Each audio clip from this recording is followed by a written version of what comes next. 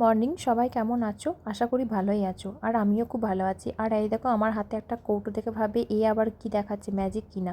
না না, ম্যাজিক নয়। এই কৌটোর মধ্যে আর কি আমার কিছু খাবার স্টক থাকে, শুকনো শুকনো খাবার, মানে এই ধরো কিছু সুইস রোল, কিছু কেক, আর কেটেল চকলেট, যেগুলো ছোটোবেলায় আমাদের মানে ক্রাশ ছিল, সেই চকলেট। আমার কিছু কিছু জিনিস এগুলো স্টকে রাখা থাকে, শেষ হয়ে গেলে আবার আমি এই কন্টেনারের মধ্যে ভরে রাখি। তো সকালবেলা একটু খিদে টিদে পেলে আমার একটু পেটুক পেটুক ভাব আছে, তো আমি এগুলো খেতে শুরু করি। আর কালকে যেহেতু একটু ঘুরতে গেছিলাম, সেহেতু জামা কাপড়গুলো সব কাঁচা ছিল, তো এগুলো কেচে দিয়েছি। আর ওই দেখো তোমার দাদাভাইয়ের যে জ্যাকেটটা আছে, ওটা আমি বাড়ি যাওয়ার আগের থেকে পরে আছি, বাট আমি আসার পরে আর কাচার টাইম হয়নি।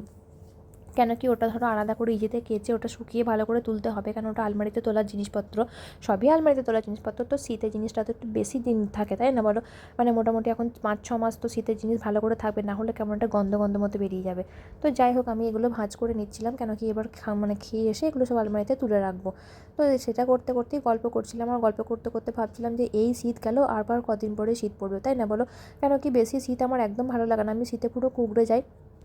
তো যাই হোক, গরমে আমি 4-5 বার স্নান করে নিই, কিন্তু আমি পারি করতে, আর শীতকালে একদম কিছু পারি না। তো তারপরে একবারে দুপুরে খাবার চলে এলাম, মাছের ঝাল।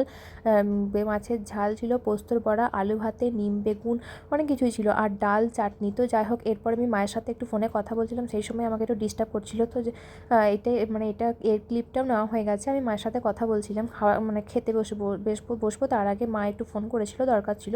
তো তারপরে বিকেলবেলায় ঘুরু ঘুরু করতে গেলাম। আর কোথায় গেলাম জানো তো? আমাদের বর্ধমানে এই 5 বছর ধরে গোলাপ বিক্রি করছে, মানে কোথা থেকে আমি জানি না। যাই হোক, গোলাপের চাষ করে ওরা। এই দেখো কত এক রাশ গোলাপ নিয়ে আছে, এক একটা থোকা 30 টাকা করে ছিল আগের মানে তার আগের বছর, মানে 2022-এ ছিল 30, 2023-এ হয়েছিল 35, আর এই বছরে হয়ে গেছে 40। তো যাই হোক, গোলাপটা একটা বিশেষ ব্যাপার, 40ই হোক আর 100ই হোক, গোলাপ তো আমার নিতেই হবে। মানে এটা আমার খুব পছন্দের একটা ফুল, যেটা হচ্ছে গোলাপ।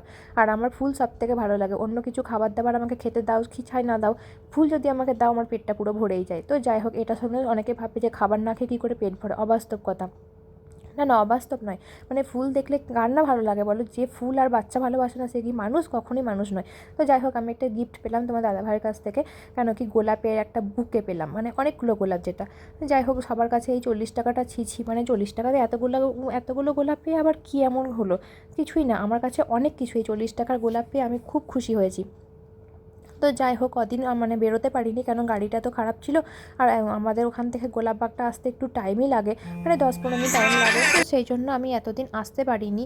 তো গোলাপ আমার খুবই পছন্দের, তাই গোলাপ নিতে চলে এসেছি। তো চলো এরপর বাড়ি গিয়ে তার ব্যবস্থা করতে হবে, শুধু কিনলেই তো হবে না, এটাকে রাখার জন্য ব্যবস্থা করতে হবে। তো আমার একটা বালতি আছে ছোটো, যেটাতে আমি প্রতি বছর ওই জবের থেকে গোলাপ আনা শুরু করেছি, তবের থেকে এই বালতিটা কিনেছি।